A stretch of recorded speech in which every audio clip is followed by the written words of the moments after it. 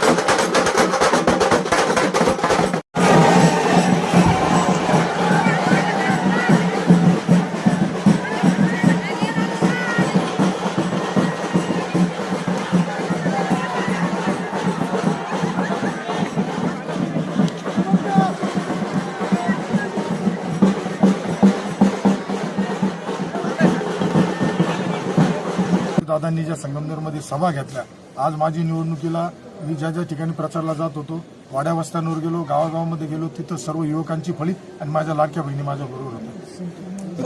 दक्षिण नगर जिल्ह्यातील जो पराभव होता सुजय यांचा, त्याचा तुम्ही बदला घेतला असं वाटतं का? कारण थोरातांची यंत्रणा लंकेसाठी नाही, हा बदला मी नाही घेतला. हा बदला संगमनेरच्या तमाम जनतेने घेतला, जिल्ह्यातील माझ्या हितचिंतकांनी घेतला, कारण त्यांना विकासाकडे जायचं होतं. आज संगमनेरमध्ये मी उमेदवारी माझी जाहीर झाल्यानंतर, मी फॉर्म भरल्यानंतर माझ्या विरोधात 4 खासदार आले, 2 माजी मुख्यमंत्र्यांची मुलं माझ्या विरोधात आले. तरी त्यावेळेसच त्यांच्या लक्षात यायला पाहिजे होतं की ही निवडणूक जनतेने हातात घेतलेली. आणि वाड्या वस्त्यावर मी प्रत्येक ठिकाणी पोहोचलेलो असताना मला बी असं जाणवलं की या तालुक्याचा 40 वर्षाचा लोकप्रतिनिधी तिथं पोहोचला नव्हता. तर माझा पुढील 5 वर्षाचा निश्चित प्रत्येक वाडी वस्तीवर जाऊन विकास करण्याचा प्रयत्न राहील आणि संगमनेर भयमुक्त करण्याचा माझा प्रयत्न. मुख्यमंत्र्यांशी काही बोलणं झालं का आपलं? काही फोन वगैरे झाला? नाही, अजून आता सगळ्यांचे आशीर्वाद घेतोय, भेटतील आता.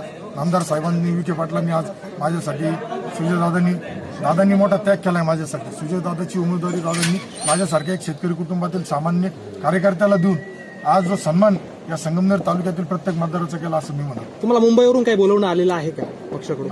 आता माझ्याकडे फोन वाचताय माझे, परंतु मी आता तुमच्या समोर आहे. माझं आता विजयाचं प्रमाणपत्र घेतो आणि पहिला हा जो माझा विजय संगमनेरातील तमाम मायबाप जनतेला समर्पित करतो. आपल्या परिसरातील ताज्या घडामोडी पाहण्यासाठी आजच प्रजासत्ताक न्यूज 24 ला सबस्क्राईब करा आणि रहा अपडेट. तसेच लाईक अँड शेअर करायला विसरू नका. प्रजासत्ताक न्यूज सदैव आपल्यासोबत.